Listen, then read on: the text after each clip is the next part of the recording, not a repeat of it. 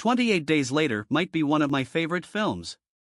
It's definitely my favorite zombie movie, or maybe I should say zombie by proxy movie, since the threatening hordes are infected by a rage virus, not dead. It's not as politically or satirically ambitious as George Romero's zombie pictures, but as a visionary piece of pure cinema, a film that, to paraphrase Roger, is more about how it's about things than what it's about. I think it's unbeatable. A classic. I have no particular reason to sing the movie's praises right now, besides that I watched it tonight for maybe the 20th time with my kids, who'd never seen it and adored every second. Also, World War Z is in theaters right now and in my opinion has maybe a 50th of the aesthetic and emotional impact of 28 Days Later, despite having been made on a 100 times bigger budget. The latter is director Danny Boyle's best, purest, most controlled, economical, and powerful film, dark and violent but ultimately inspiring in its affirmation of the basic values that keep humankind chugging along even in the worst of circumstances. The kids, Hannah, almost 16, and James, 9, loved the movie, too.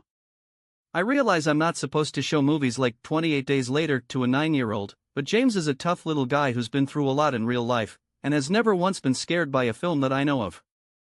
Movies simply do not scare him, period. Never, ever. They're just pictures on a screen to him, no more upsetting than the gory paintings he sees in the Renaissance sections of museums. He just likes to watch movies.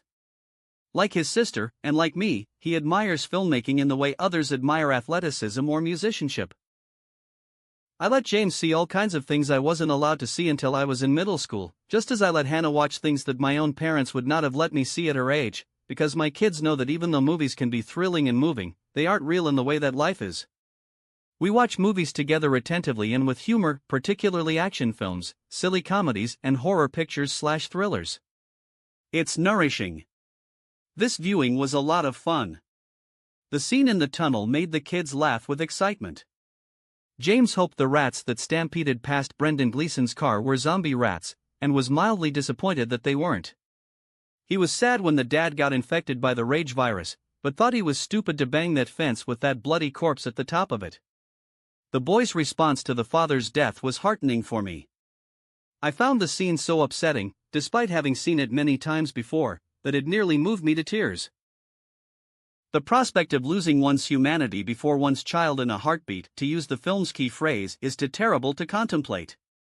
At one point James said, "This doesn't feel like a zombie movie." That's a big part of the reason I like it, actually, even though I love zombie movies.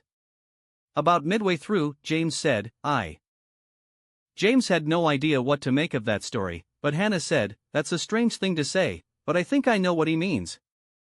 At the very end of the film, I told James, "Did you recognize that main guy? He was Scarecrow in Batman Begins." James said, "I didn't recognize him. He must be a good actor." And that's a wrap on today's review. Whether you loved the film or felt it missed the mark, I'd love to hear your thoughts in the comments below.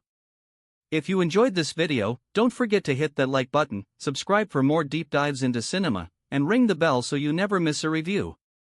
Thanks for watching, and until next time, stay curious, stay critical, and keep watching great films.